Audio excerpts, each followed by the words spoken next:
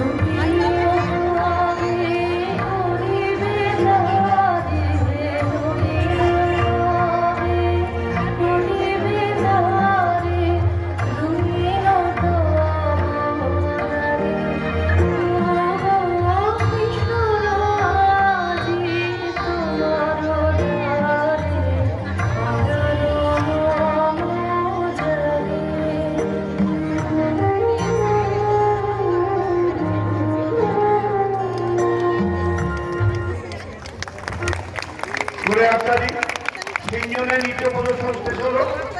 আমাদের ছোট্ট 1 মিনিটের আবেদন যে আমরা সম্বর্ধনা দেব।